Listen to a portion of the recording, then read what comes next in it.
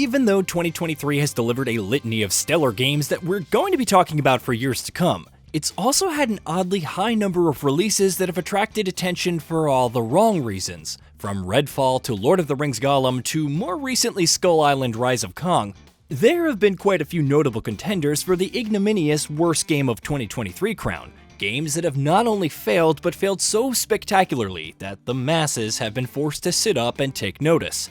And I'm afraid to say that another game has just joined that list. You think I'm gonna start taking orders from you? I don't think so, bro. That'll be the day. That'll be the day? What, you got something you want to tell me? The Walking Dead Destinies, published by Game Mill Entertainment, the same company that also inflicted the aforementioned Skull Island on gaming audiences, is an unequivocal mess. Even the most disastrous of games often have at least some redeeming qualities, but I struggle to find any of them here.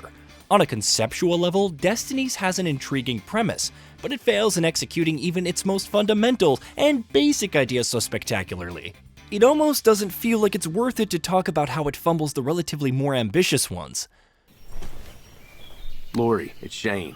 Heading back to camp now. Hurry on back, you promised Carl some frog catching. Tell him I'm on my way. The Walking Dead Destinies covers the first 3.5 seasons of the once-acclaimed TV show, starting with Rick Grimes waking up from a coma in a hospital that's been overrun by the undead, and ending with the governor's attack on the prison. Its biggest hook is letting you make key decisions during certain points of the story, theoretically allowing you to chart a very different tale from the one that plays out in the show, including completely changing the fates of several characters based on your decisions. On paper, that's certainly an intriguing premise, but The Walking Dead Destinies implements it in the most vapid, uninteresting way possible. Who lives and who dies has little to no impact on how the main story plays out. The important events that happen in the show are going to happen regardless, with some variations from time to time, and by and large, the only thing your decisions will change is the characters that will be present for those events.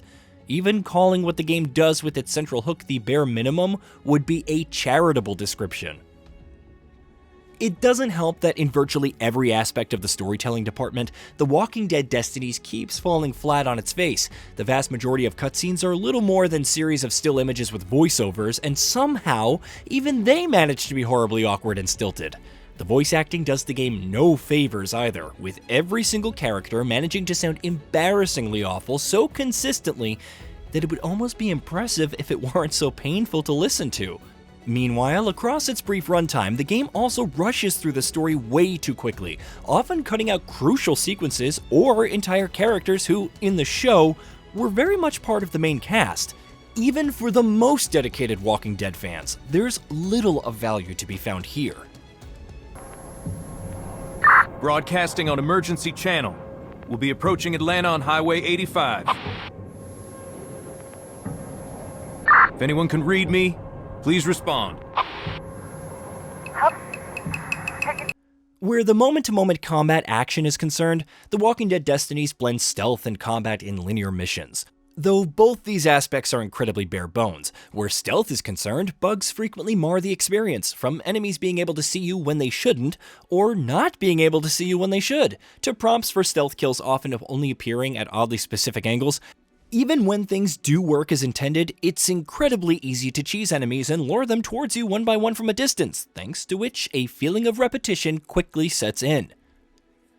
Combat isn't much better either, especially if it's the melee combat that you're talking about, which thanks in large part to the game's oddly stringent implementation of a stamina bar.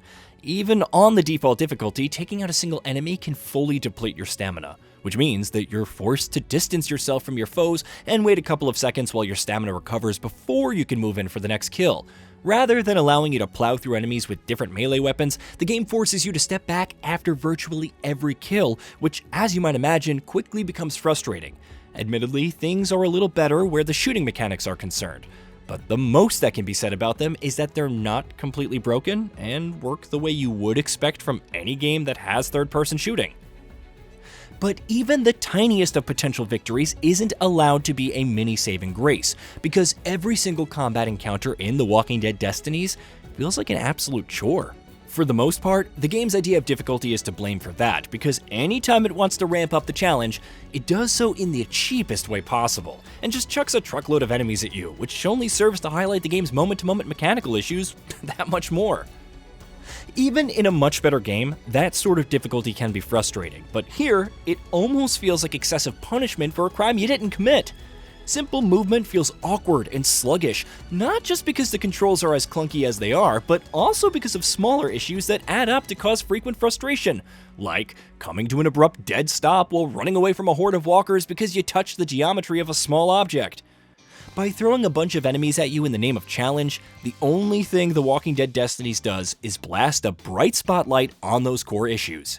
On a visual and technical level, the game is just as much of a mess as it is everywhere else. From the ugliest possible faces I've seen in a game in a long time, to the bland and muddy environments, to the choppy and janky animations across the board, The Walking Dead Destinies feels so technically bankrupt, it would have caught flack for its deficiencies in this area even if it had released 20 years ago. There's no shortage of glitches either, from the entire sections being completely devoid of any enemies when they clearly shouldn't be, to the kind of bugs that can block progress. I don't want to be too harsh with my criticism here because clearly this was a game built on a tiny budget by a small team, and obviously no one should have been going into it with high expectations anyway, given the fact that the publisher Game Mill Entertainment isn't exactly known for putting out the most polished or well-produced games. But looking at what's on offer here, where not even the bare minimum is being accomplished, I find it difficult to cut the game any kind of slack. Quite frequently, we hear people wondering about how certain games were allowed to get past quality control and be released to the world, and though often there's at least a hint of exaggeration in the notion, in the case of The Walking Dead Destinies, even that criticism doesn't fully capture the depths that the game will sink to.